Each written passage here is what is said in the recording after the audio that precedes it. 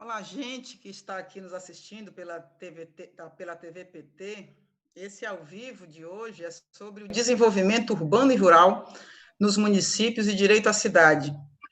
Essa é a nossa quinta live, né? Nosso ao vivo, do módulo petista de governar, que faz parte da jornada de formação do PT, para preparação, lógico, para os nossos pré-candidatos e candidatas. Nós teremos hoje aqui três grandes convidados participando aqui com a gente. A nossa Inês Magalhães, que é socióloga, consultora sênior em políticas de habitação da ONU Habitat, foi secretária nacional de habitação e ministra das cidades, onde trabalhou entre 2003 e 2016. A segunda é Maria Lúcia Falcon, baiana, é agrônoma, doutora pela UNB e professora do Departamento de Economia da Universidade Federal do Sergipe. Atualmente é pesquisadora e convidada da Faculdade de Ciência Econômica de Santiago de Compostela, na Espanha. Foi secretária nacional de Planejamento e presidenta do nosso INCRA nacional. E terceiro, nós temos o nosso grande companheiro aí, gaúcho, né, Pepe Vargas, que é médico, deputado estadual pelo PT do Rio Grande do Sul, foi prefeito de Caxias do Sul, e deputado federal, ministro do Desenvolvimento Agrário e Direitos Humanos do nosso governo da presidenta Dilma Rousseff. Então, a gente vai ter duas rodadas de perguntas para a gente tentar cobrir os vários aspectos relacionados a esse eixo aí, dentro do nosso modo petista de governar. Inês, minha nobre companheira Inês, grande socióloga, quais são os principais elementos que você destacaria nesse eixo de desenvolvimento urbano e rural nos municípios e direito à cidade?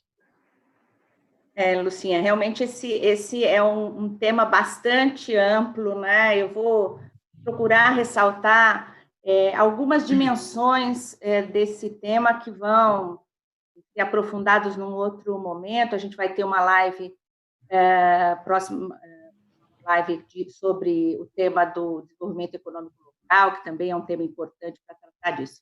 Mas, inicialmente, eu queria ressaltar que acho que o desafio central que nós temos no país e na América Latina no século XXI é o tema da desigualdade. E, claro, né, nós sabemos tem diversas dimensões, né, a desigualdade, não só a dimensão de renda, mas também uma dimensão que a pandemia colocou um super holofote, que é a segregação urbana, né, que resultado aí da desigualdade socioterritorial, por um processo de urbanização que nós tivemos no país, que não contemplou, ou seja, que excluiu, né, historicamente excluiu os pobres da cidade e faz, né, que a gente tenha uma situação, mesmo nas cidades ricas como São Paulo e Rio, uma situação onde existem casas que não têm o acesso, o abastecimento de água, ou casas sem banheiro, ou casas superlotadas, né? Então, há, portanto, acho que por isso o tema da desigualdade tem uma urgência ética para usar a expressão do nosso companheiro Leonardo Boff, né? Levar melhores condições de vida para a população brasileira, né, que é a maior parte, né, que vive na nossa cidade, passa, então, por promoção, né, de garantir o direito à cidade, né. É importante, quando a gente fala isso, além de traduzir um pouco o que é o direito à cidade, dizer que os governos do PT, né, os 13 anos do governo do PT, têm um legado importante nessa área, né? Tanto na questão da desigualdade, né? Todos um período em que nós tiramos da pobreza, da extrema pobreza, milhões de brasileiros, mas também no esforço e construir uma outra maneira de tratar a questão urbana e rural, né? No tema urbano, né, o pode falar um pouco mais da questão rural, no tema urbano, né, os 13 anos de existência do Ministério das Cidades, que infelizmente digamos, além de destruído as políticas, foi fechado no governo do governo Bolsonaro. Nós tivemos toda a reestruturação das políticas nacionais de saneamento, de mobilidade, a primeira lei de regularização fundiária, a política de habitação, como questões importantes para mudar a qualidade de vida das cidades, além de um volume de recursos que, historicamente, não tem precedência, né? E a incorporação de um tema importante, que é o tema da participação através dos sistemas de conferência que foram instituídos no Brasil, né? O Brasil ele tem, além desse legado, ele tem um reconhecimento internacional por conta dessas políticas urbanas, né? Por ter o Estatuto das Cidades, que foi a regulamentação da política urbana reconhecida pela Constituição de 88, onde você tem a função social da propriedade, a função social da cidade como temas aí fundamentais, né? Um ponto que eu gostaria também de ressaltar é que, principalmente no momento de negacionista, né, e esse momento de terraplanismo diplomático, o Brasil também teve uma importante participação na elaboração dos pactos internacionais da nova agenda urbana, que pela primeira vez reconhece, né, o direito à cidade num documento internacional, né, pactuado pelos países, e também o tema das mudanças climáticas, né, o Acordo de Paris, e o tema dos desastres, chamado Acordo de Sendai. Então, o protagonismo do Brasil nesses temas foi muito relevante. É importante que a gente, ao pensar as políticas urbanas, nos 3 níveis de governo, mas como nós estamos falando no nível municipal, incorporem esses temas para desenhá-las e rever essas políticas. Vou destacar 3 temas, 3 dimensões que a gente precisa considerar na política de desenvolvimento urbano e rural, né? Um tema normativo e legal, né? A legislação do município. Primeiro tem que olhar o município como um todo, né? Não o município compreende a sua parte urbana e a sua parte rural. Portanto, a legislação deve contribuir para que a função social da propriedade aconteça, no caso do urbano, através de IPTU progressivo, através de instrumentos como as ZEs, que garantem espaço nas cidades para a construção de habitação social, o tema da justiça tributária, tendo uma planta, né, de cobrança de IPTU atualizada e justa, né? Uma dimensão da governança e da gestão, que o Pepe, acho que como prefeito e aí como pré-candidato pode falar um pouco mais depois, né? A gente precisa, os municípios precisam promover um conjunto... Tempo, viu, Inês? Está terminando meu tempo, né? Um conjunto de estruturas para a governança participativa, com multi-atores e as diversas escalas de governo, e o tema a dimensão programática, né? O desafio de colocar em pauta a transição ecológica, né? Que a Maria Lúcia deve falar um pouquinho, pensar estratégias de construção de territórios inclusivos, com a integração das diversas políticas no território, transformando esses territórios em territórios mais inclusivos e também resilientes ao tema da mudança climática e aos temas da pandemia, né? Evidentemente, sempre atingem os mais pobres. Por enquanto, acho que são estes os temas que eu gostaria de colocar aqui na nossa discussão. Obrigada, Inês. Vocês viram, vocês três, que eu entrei na live como se eu fosse a pessoa mais conhecida do mundo, né? Não me apresentei. Eu sou Lucinha, da Secretaria de Movimentos Populares e Setoriais do PT, aqui ajudando nesse ao vivo com os nossos companheiros e companheiras. E vocês viram aí pela fala da nossa companheira Inês, tem uma grande bagagem aí nesse legado que o PT construiu nesse nosso país, nos nossos governos, Lula e Dilma. Então, nossa companheira Lúcia, baianíssima, se a gente levar em consideração de que que pensar o município, a gente não pode pensar ele isoladamente, como é que você acha que a gente tem que conectar o desenvolvimento urbano e rural? Olá a todos e todas, nossos companheiros aqui da sessão ao vivo. É uma alegria, além de ser uma honra, estar aqui com vocês e falando para esse público que são os futuros combatentes aí da linha de tiro nas próximas eleições, sejam candidatos a prefeitos ou no legislativo, os vereadores também.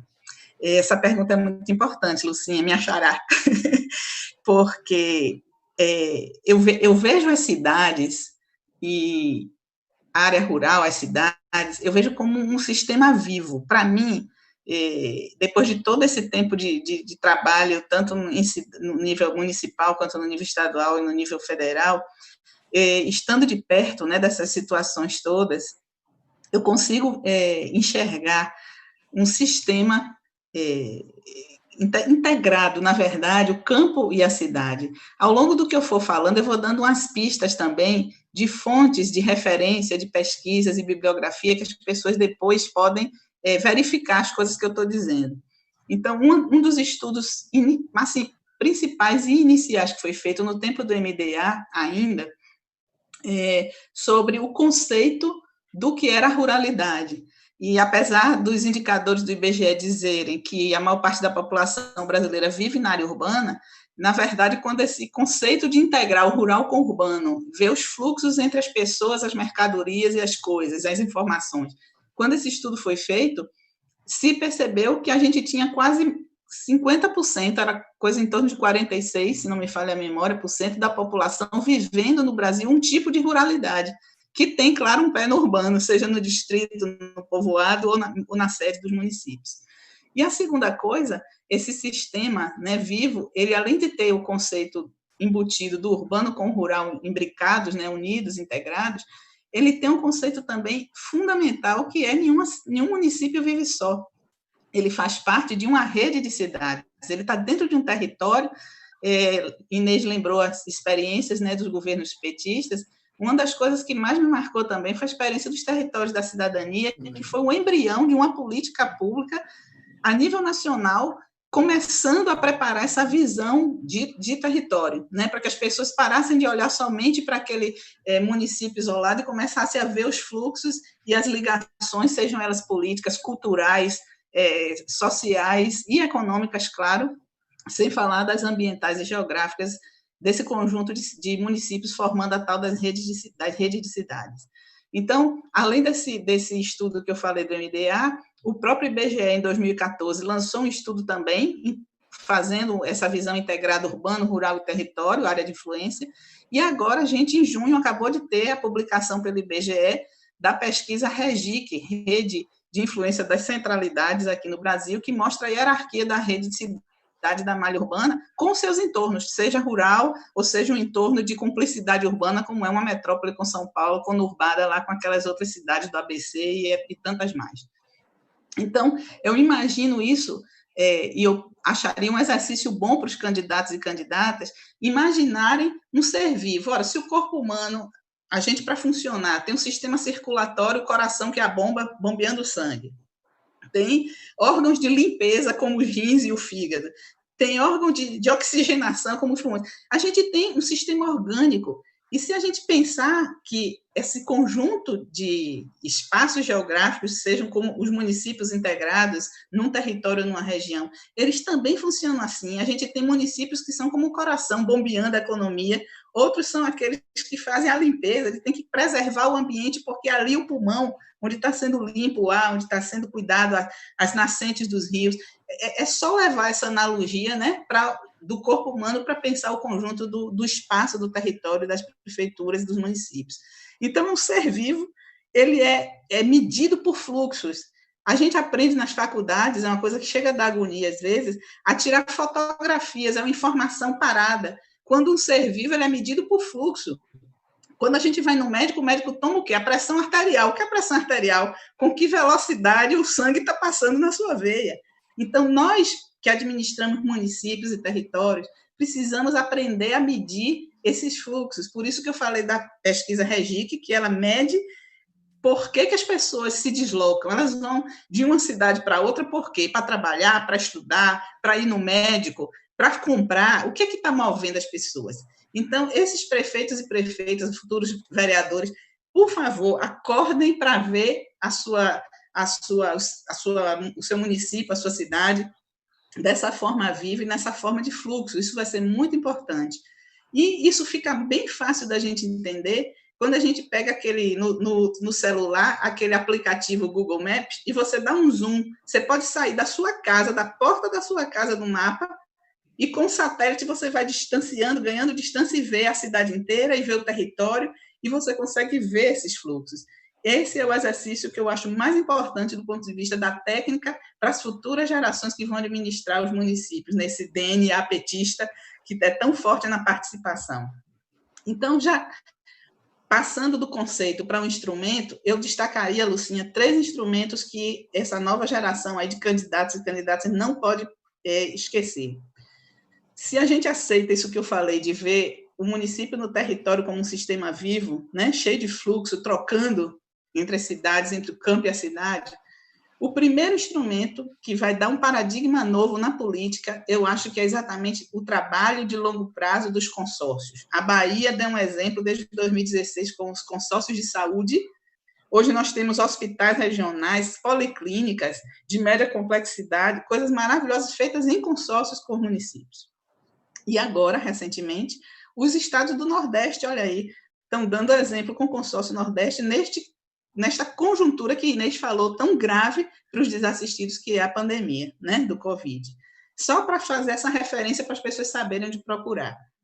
Então, desculpe, eu acho que na política, a cabeça de quem vai dirigir os municípios, de quem vai ser vereador, tem que pensar a própria eleição, me permita a ousadia, deputado Pepe, mas a própria eleição ela não pode mais ser pensada no município isolado, você tem que pensar no conjunto do seu território e construir uma base maior, porque o futuro para captar recursos, para gerir o território, é um apoio de um conjunto de prefeitos, de atores políticos e sociais defendendo esse espaço aí político e geográfico. O segundo instrumento, na economia e que vai junto com a questão ambiental, eu destacaria que marca muito nossa conjuntura as novas tecnologias de informação e comunicação.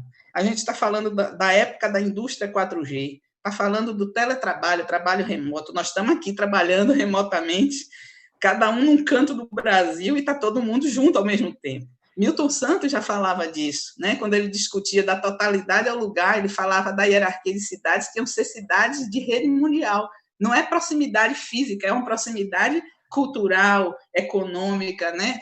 E a tecnologia hoje permite. A segunda coisa é a questão das legislações. Inês estava lembrando do Estatuto da Cidade, eu vivi isso, né, Inês? Nós lutamos com os recursos e o apoio dos colegas do Ministério da Cidade, na época em Aracaju, para fazer plano diretor, fazer código de meio ambiente, código de postura, de edificação, enfim, toda aquela bagagem de normas para se ter direito à cidade, que é o outro tema da nossa conversa aqui hoje. Então, tudo isso, na parte da economia, tem que ser feito usando as mais novas tecnologias de informação e comunicação, georreferenciamento, gestão à distância, fiscalização, gente, da cidade à distância. Você pode fazer muita coisa com isso aí. E, finalmente, no campo social, eu queria destacar como um instrumento muito importante as mudanças que vão acontecer, principalmente a juventude que está entrando no mercado de trabalho agora. Quem está na escola, na faculdade, as pessoas vão ter um problema enorme de adaptação. Nós estamos aqui tentando se adaptar, nos adaptarmos a essas novas tecnologias. Mas os professores, os médicos, é um abismo e é um susto ao mesmo tempo. É um abismo para quem não consegue acompanhar e é um susto para quem se vê dentro desse redemoinho das novas tecnologias. Isso muda a relação de trabalho, isso muda a forma da gente se comunicar, haja vista a política com as redes sociais, como está uma coisa, né, insana, e a formação dos consensos, a construção de narrativas, isso tudo é a base social para permitir aos prefeitos e vereadores exercer esse mandato de uma forma benigna, porque senão vai ser de uma forma muito ruim com essa crise somada à pandemia e à crise econômica. Então, eu não sei se eu ainda tenho tempo para falar alguma coisa, não. Mas temos? Esgotou aqui seu tempo. Já esgotou. Então, vamos parar por aí e na outra rodada eu complemento. Vamos na segunda rodada. Apesar de ser riquíssima a sua fala e a de Inês, mas como a gente tem... Podia continuar falando aí, Lu. Não, imagina. Sou disciplinada. Mas é muito interessante a fala de Inês e agora a conexão com a sua fala. É impressionante o quanto a gente acumulou nas experiências de vida que vocês duas tiveram e têm, né, até hoje, e também as experiências vividas também nos nossos governos, enfim, né? Deputado Pepe, você vem de uma experiência acumuladíssima de deputado agora, mais de prefeito, ministro e pré-candidato agora. Então, no seu ponto de vista, quais são os maiores desafios e dificuldades que os prefeitos têm e terão na implementação das políticas desse eixo, né, sobre que a gente está debatendo, e focado, inclusive, nessa conjuntura atual que a gente está vivendo, né, conjuntura totalmente complexa. Diga aí para nós. Bom, olá para todos e todas, é um prazer estar aqui contigo, Lucinha, também com a Maria Lúcia, com a Inês, né, nesse debate tão importante do direito à cidade, a articulação do urbano, do rural, o desenvolvimento pensado dessa forma integrada, como a Inês e a Maria Lúcia já colocaram aqui. Mas eu diria assim, a maior dificuldade, sem sombra de dúvidas, é que nós estamos sob a vigência de uma política econômica ultraliberal e, com a pandemia e a ausência de uma resposta adequada, ou até podemos dizer pela ausência de respostas à pandemia que o governo Bolsonaro desenvolve, nós entramos num enorme buraco econômico, né? Nós estamos no fundo do poço, nós vamos ter, no curto prazo, uma recessão como nunca vivemos na vida, né? 8%, 10% de recessão, tem gente que chega a falar. Isso nunca aconteceu. Então, isso vai derrubar os orçamentos municipais, vai derrubar a arrecadação, né? E isso significará enormes dificuldades econômicas para as administrações municipais. E isso vem num momento em que nós já tínhamos um desemprego estruturalmente elevado, a pandemia agora está levando a uma quebra de pequenos negócios, como a gente também nunca assistiu na vida, há um aumento da pobreza, da miséria, da fome, um aprofundamento da desigualdade social, que sempre foi um componente histórico no Brasil, mas que agora se aprofunda de uma maneira assustadora. E isso também se acompanha de uma grande precarização do mundo do trabalho, né? E uma queda da renda das famílias. O trabalho formal, ele já sofre uma precarização, né, porque tem trabalho intermitente, por exemplo. Aqui no Rio Grande do Sul, no ano passado, 25% das vagas de trabalho foram pelo trabalho intermitente, que não garante sequer um salário mínimo ao trabalhador. Então, tem uma grande precarização do trabalho, uma queda da renda das famílias, né? Aquele trabalho formal em empresas que confere uma certa estabilidade ao trabalhador e facilita a construção de uma identidade de classe, ele é cada vez menor, então há uma atomização da classe trabalhadora, né? Há esse processo que alguns chamam de uberização, né? Como uma exemplificação de um conjunto de trabalhos precarizados, que vão tornando cada vez mais difícil o acesso que as pessoas possam ter a uma moradia digna, enfim, aquelas condições essenciais para uma vida com dignidade, né? E há, como a Inês fez e a Maria Lúcia falaram de várias políticas que foram construídas ali nos nossos governos nacionais, há uma desconstrução desses programas, mas não é uma pequena desconstrução, uma grande desconstrução de programas nacionais que estruturavam ações dos municípios, seja por transferência de recursos da União aos municípios e aos estados, seja aquilo que a União executava diretamente, né? Nós não temos mais um programa de aquisição de alimentos, por exemplo, que não só articulava compras da agricultura familiar, mas como era uma solução para a população que vivia em situação de insegurança alimentar e nutricional nas cidades. Nós não temos mais programa de assistência técnica e extensão rural, o Territórios da Cidadania acabou, o Minha Casa Minha Vida, na prática, acabou, né? O Sistema Único de Assistência Social, agora, no auxílio emergencial, sequer foi acionado. Então, tem uma grande desconstrução desses programas, o que trará mais dificuldades ainda para os municípios. E a emenda constitucional 95, ela também desfinancia a saúde, desfinancia a educação, desfinancia o Sistema Único de Assistência Social e todas as políticas sociais que são fundamentais nesse momento. Então, quer dizer, perante isso, o que eu acho que a gente precisa fazer já na campanha? A gente tem que dizer isso na campanha. As pessoas têm que compreender. Isso faz, inclusive, parte da disputa de que esse pleito municipal pode ajudar, da gente superar esse governo que tem esta política, que é uma necropolítica, uma política da morte, não uma política da vida, né?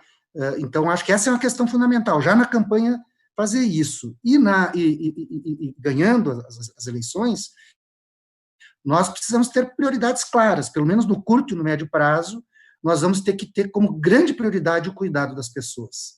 Tá? Se a desigualdade aumentou, o nosso papel é cuidar das pessoas. A cidade não pode ser vista só como um espaço de produção e circulação de bens e serviços. Ela é também isso é fundamental, né? Até para a vida das pessoas. Mas nós temos que ver a cidade como um grande espaço de reprodução da vida. Então, nossos governos têm que cuidar bem das pessoas, saúde, educação, né? São formas, inclusive, de transferência de renda, né? Uma forma de renda indireta para as pessoas. Os programas de assistência, renda mínima, enfim, essas questões eu acho que serão fundamentais. Vai ter pouco dinheiro para fazer obra, então vamos cuidar bem da cidade, né? Aquilo que a gente pode chamar de zeladoria da cidade, né? Onde entra, inclusive, as questões ambientais, a questão do saneamento ambiental, cuidar bem dessas questões, né? Eu acho que isso é algo extremamente importante, e fazer isso com muita participação da sociedade, né? Nós precisamos que as pessoas compreendam o que está acontecendo, né? Nós precisamos que as pessoas saibam que as administrações municipais estão vivenciando essas dificuldades, né? Nós precisamos que as pessoas compreendam essas dinâmicas e para isso, né, os nossos governos têm que ser governos mobilizadores das nossas comunidades, né, articulando. A Lúcia falou desde a questão regional, digamos assim, né, da articulação de um território maior que o próprio município, então essa articulação tem que se dar nesta dimensão e na dimensão interna da cidade, das diversas comunidades, em qualquer tema. Vamos falar da segurança pública. Não tem como pensar uma política de segurança pública sem que ela seja uma proposta sistêmica, que envolva uma grande participação da sociedade e que seja algo que construa uma cultura da paz, por exemplo. Como é que a gente vai fazer isso? Qual o papel das diversas políticas públicas na construção de uma política de segurança na cidade, da escola, da unidade de saúde, da política de assistência, né, da cultura, etc. Então, acho que nós temos que, né, mesmo num ambiente de dificuldades, dá para fazer muita coisa. Eu tive a experiência de ter sido prefeito durante 6 anos com o governo Fernando Henrique Cardoso. Naquele período, o Brasil quebrou 2 vezes e foi ao FMI, em 98 e 2002. Eu peguei só 2 anos do Lula, os 2 primeiros anos, onde as coisas começavam a se engatilhar ainda, digamos assim, né? Então, foi muito difícil, gente. Não tinha nada disso que a gente falou aqui, né, dos governos do Lula e Dilma para as cidades. Mas eu não tenho a menor dúvida que agora é muito pior.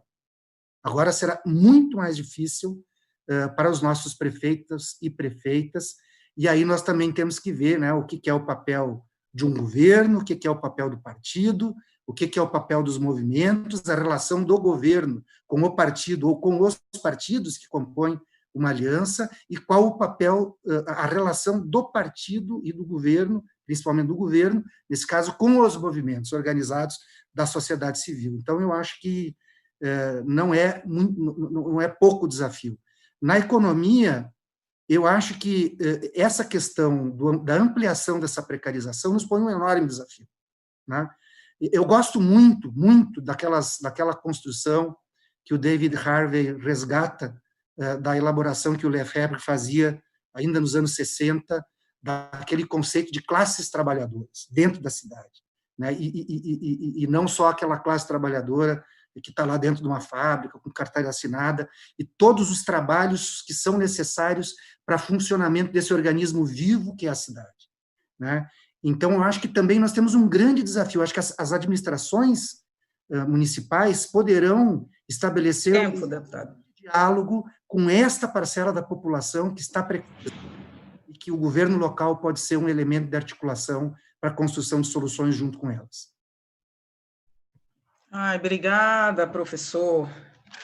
Belas exposições e diversos olhares que eu acho que se complementam, e eu acho que os nossos candidatos e candidatas, futuros prefeitos e vereadoras, terá nesse espaço aqui, nesse curto espaço de tempo, uma riquíssima aula, né, sobre o que fazer, inclusive, né, com a identificação que Inês faz no início dos nossos legados e avanços, com essa relação do sistema vivo, de pensar um sistema vivo dessas nossas relações, que Lúcia coloca, inclusive, apontando instrumentos importantes que a gente construiu, e essa fala, então, final sua, deputado, apontando a desconstrução que está em curso de tudo, desse conjunto, a precarização que está em curso, apontando, inclusive, desafios e tarefas, né, práticas. Eu acho que nós fizemos aqui, nesse primeiro momento, um momento muito rico de socialização de experiência.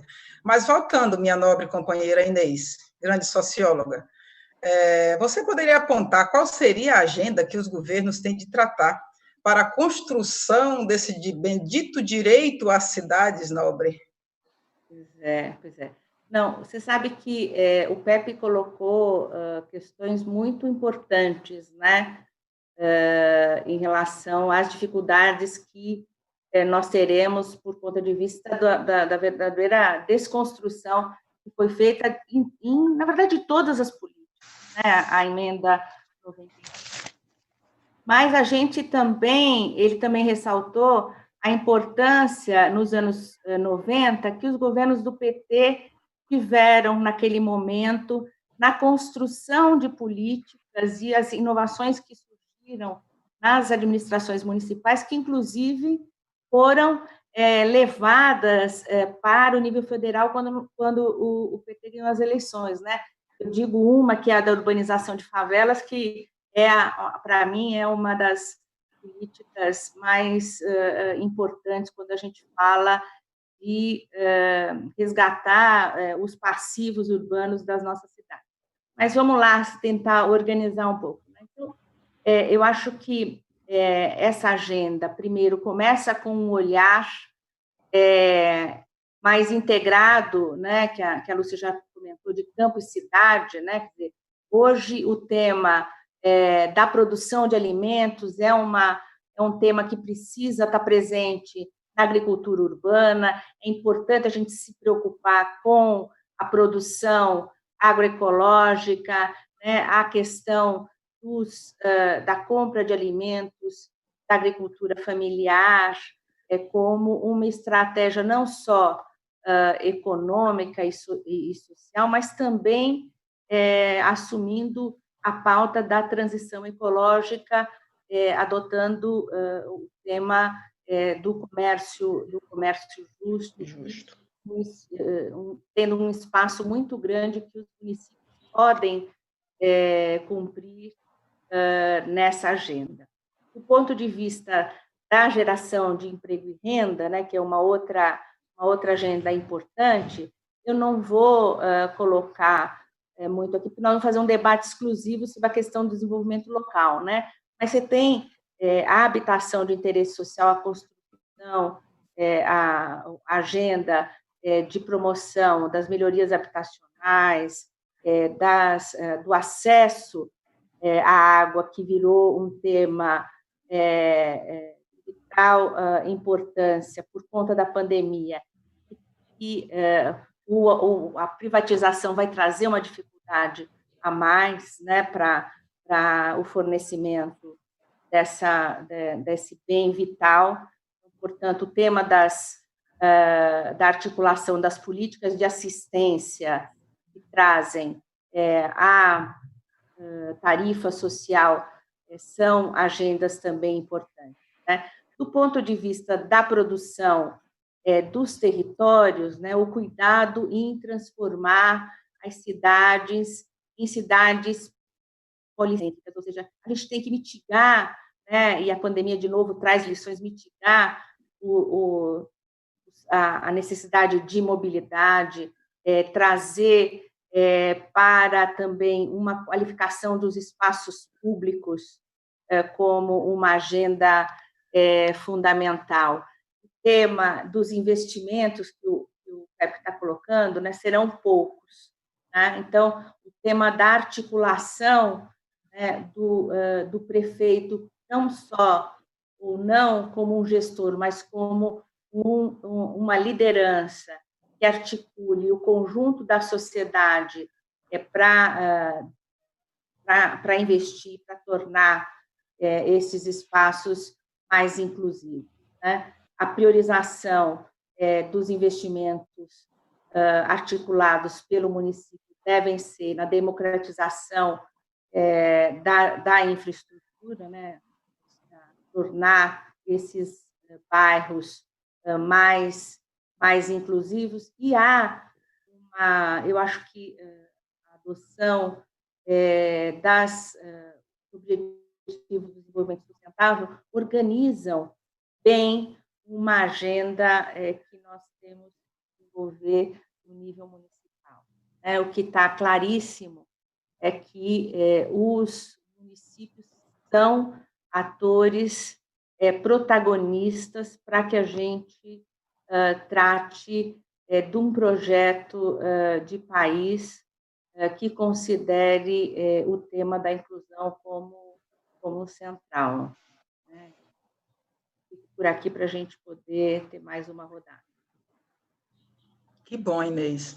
Pautou diversos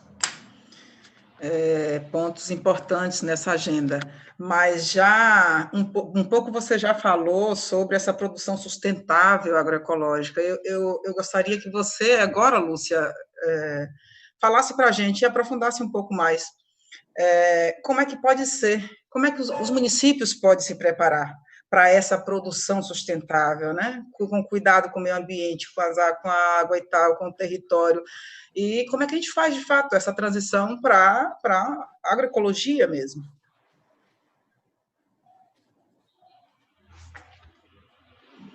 Seu microfone, Lúcia, por favor.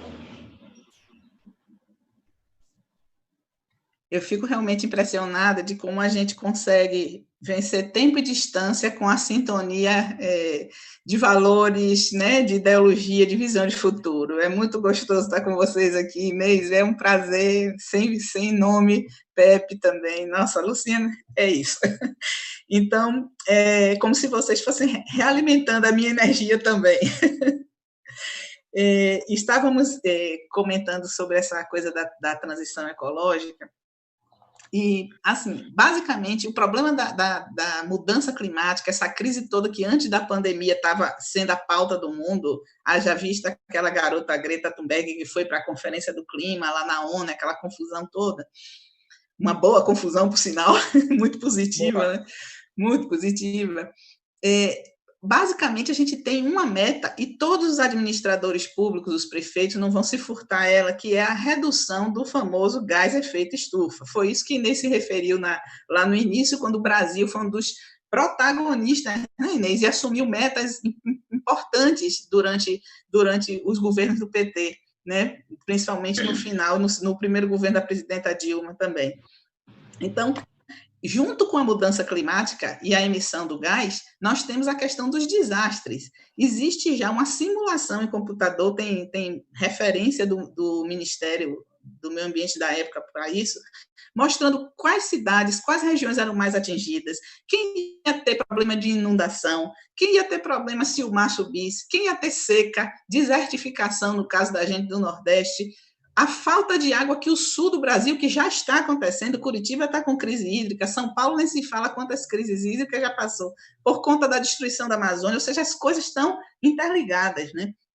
Então, todo prefeito e todo território, consórcio, enfim, tem que começar a olhar como é que estão os indicadores de gás de efeito estufa na sua, né, cidade, no seu município, na sua região.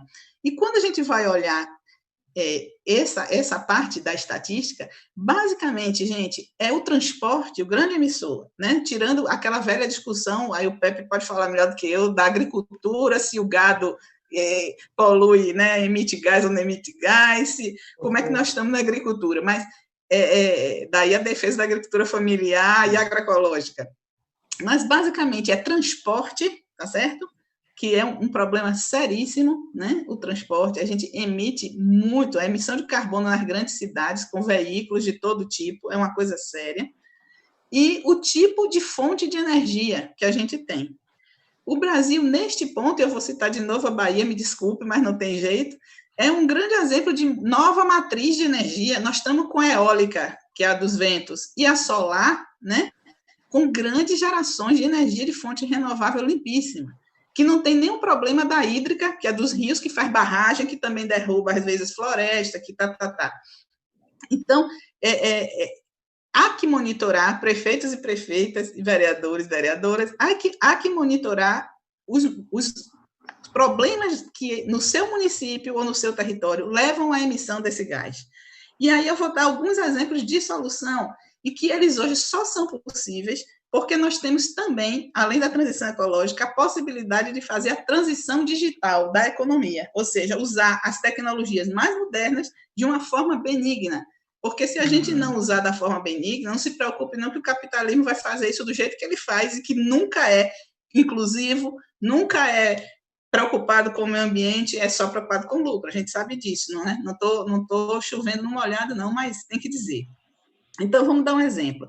A questão das famílias. A gente fez um estudo para a Bahia também, em 2018, que foi o Plano de Desenvolvimento Integrado Bahia 2035. Pegamos a POF, que é a Pesquisa de Orçamento Familiar do IBGE, e fomos olhar o que as famílias que moram na metrópole baiana, né, aquela conurbação Feira de Santana, Salvador, com zilhões de pessoas morando, o que aquelas famílias, até 5 salários mínimos, como é que elas gastam o dinheiro dela? O que é que pesa no orçamento?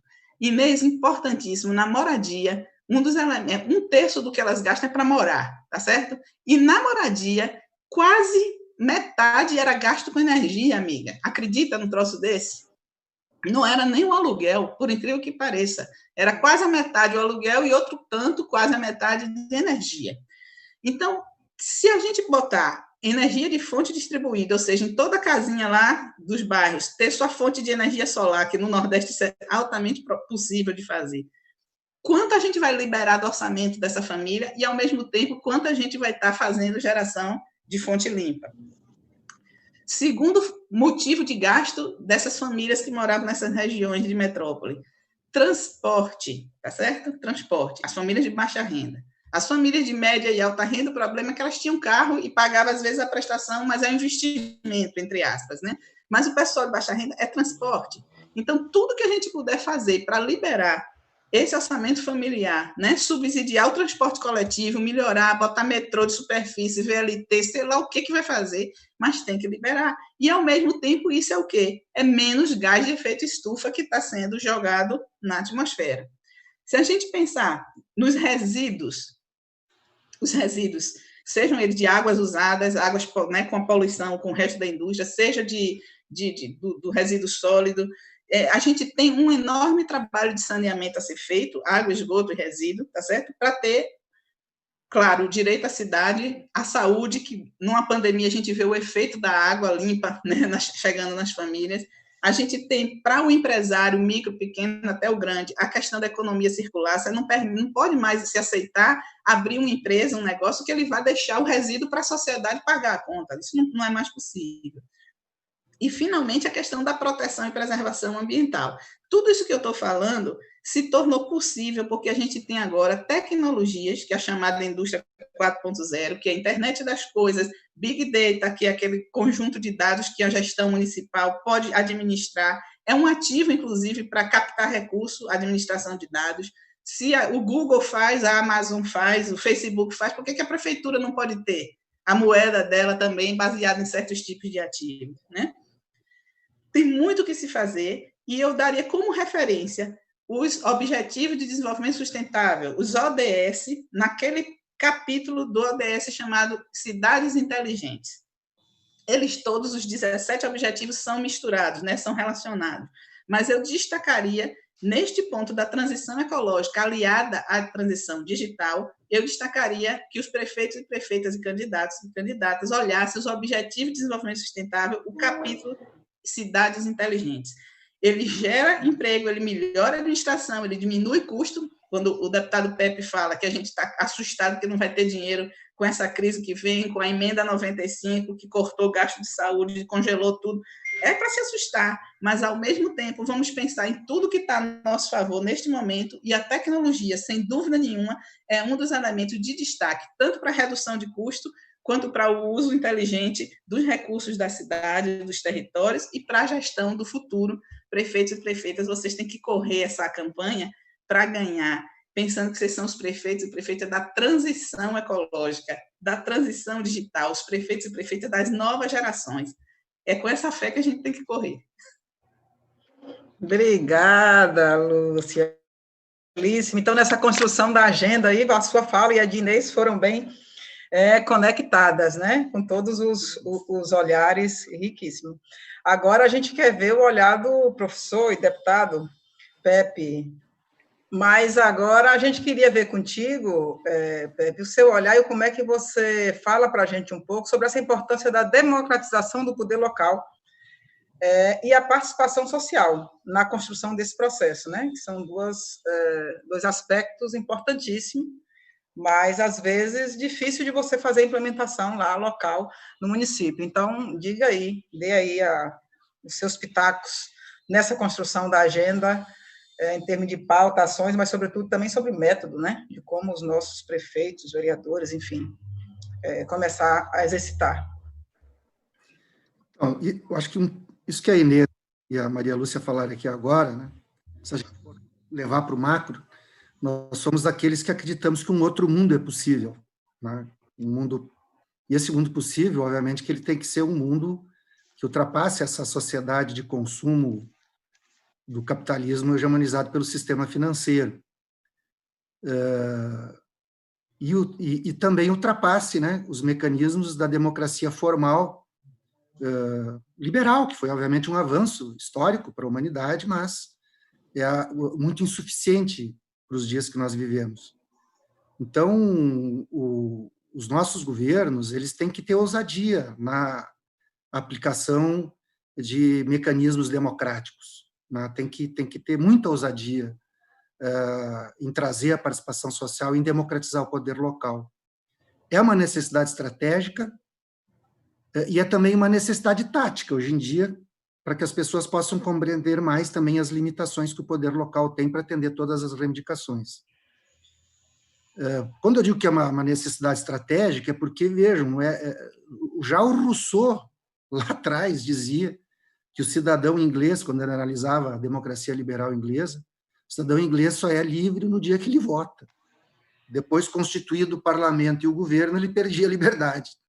Nós também, traduzindo para cidades, nós não podemos fazer que o cidadão seja cidadão só no dia da eleição, quando ele vai lá e vota, e depois os governantes vão lá e tomam as decisões sozinhos. Nós temos que encharcar as prefeituras de participação social e discutir, e trazer o povo para discutir junto as soluções, né?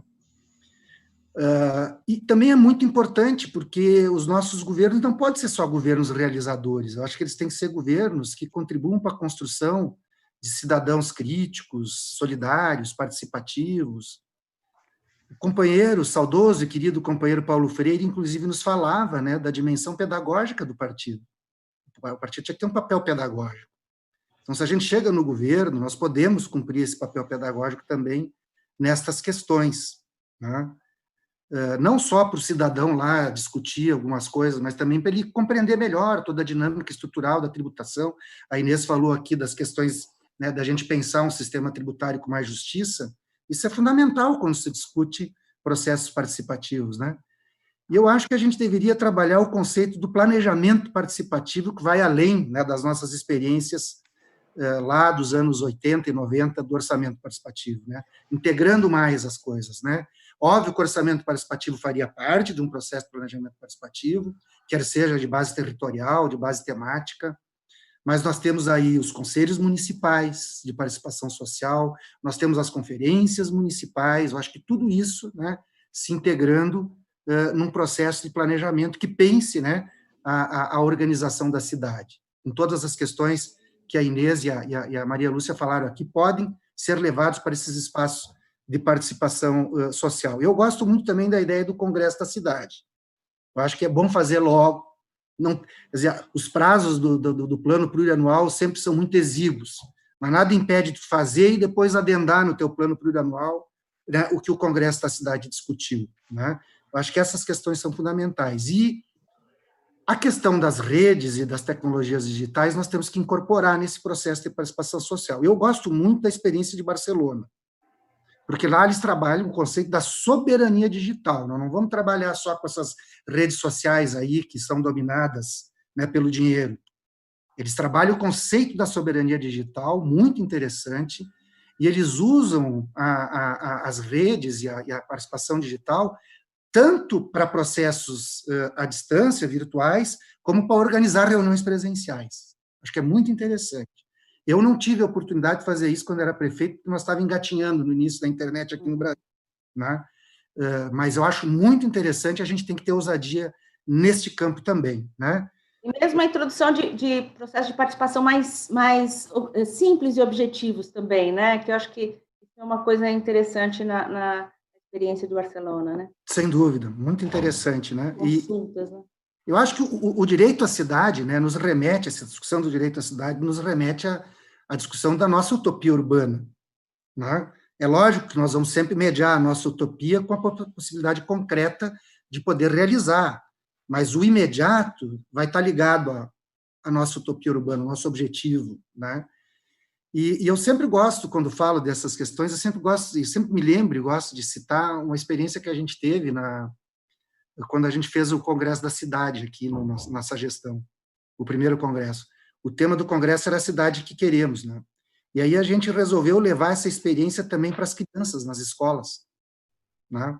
Então teve o Congresso das Crianças. O tema do Congresso das Crianças era a cidade dos sonhos. Então elas eram estimuladas, obviamente, mais lúdicos e coisa e tal, né, para colocar. E tem um cartaz que eu vi numa escola, até eu tenho a fotografia guardada desse, até hoje, desse papel pardo, onde as crianças iam desenhando, colando, botando as ideias delas. E elas diziam o seguinte, né, até eu anotei aqui para lembrar que senão eu esqueço, né, elas diziam assim, né, com os desenhozinhos, com o que elas escreviam, um grupo de quarta série era: educação e saúde, o ideal para termos uma vida melhor. Para ter uma cidade perfeita, olha, elas querem uma cidade perfeita, as crianças, né? Para ter uma cidade perfeita, precisa a colaboração de todos. Com árvores, praças, lazer, hospitais, há qualidade de vida. Então, se a gente vai ver, tem todas as dimensões, a ambiental, a da participação, a dos serviços públicos. E aí elas concluíam dizendo o seguinte: minha cidade, aconchegante como um colo de mãe. Né? É fantástico isso. Né? Traz, inclusive, o conceito ambiental da mãe terra para dentro da cidade. Né? Acho que uma coisa que a gente acabou falando só indiretamente, né, e que você está tocando num tema importante, vou atravessar aqui o samba, pouco, quebrar aí a ordem, que é o tema do pertencimento, né? E uma dimensão também que a pandemia trouxe foi da questão das redes de solidariedade, né? Então, acho que um tema importante para a gente discutir também a participação é consolidar essas redes que se formaram durante a pandemia, né? Redes já existentes e redes novas que se formaram em relação à solidariedade nesses tempos de pandemia, né? Que tem muito a ver com o tema do pertencimento, né? É um tema que você colocou muito importante também, né? Estamos trabalhar politicamente, inclusive. Né? Essa é a parte bonita da pandemia, a solidariedade que se abriu em vários setores da sociedade, né? Sem sombra de dúvidas, sem sombra de dúvidas. Só para concluir meu raciocínio, né?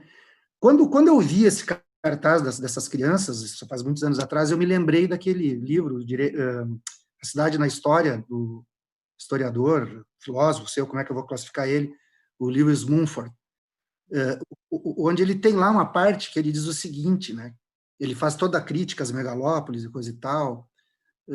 Ele diz que devemos devolver às cidades as funções maternais nutridoras da vida. E eu acho que é isso mesmo, né? Que foram, como ele mesmo diz, muito tempo esquecidas, omitidas, né?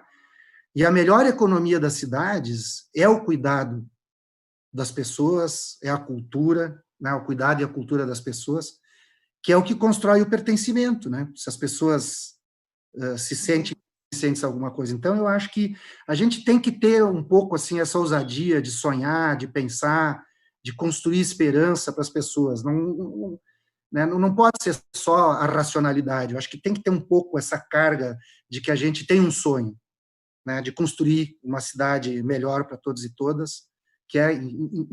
Bom, tem as questões da racionalidade também, mas eu acho que ligar essa racionalidade aos nossos sonhos, às nossas esperanças, eu acho que é fundamental, inclusive, para a gente conseguir, né, no processo eleitoral, conquistar os corações e as mentes das pessoas e no governo também para a gente poder fazer isso. Que bom, gente. Eu, francamente, aprendi muito aqui com essa prosa nossa nessa 1 hora, mas resgatando esse aspecto da solidariedade que foi ressaltado por Inês, Pepe, também na fala de Lúcia. É importante a gente lembrar, a solidariedade é algo enraizado na classe popular. E, às vezes, a classe média e a direita trabalha isso só em períodos, né? Mas isso a gente já vivencia, e a gente vê isso, se é na roça, a troca de dia, o mutirão, o partilhar semente, se é na rua, é o cuidar do filho da outra enquanto a outra vai trabalhar, é cuidar do idoso. Então, a solidariedade é uma raiz fundante do nosso povo e da organização popular, e isso o nosso partido tem, né, realçado bastante. Mas a gente está caminhando para o encerramento da nossa prosa.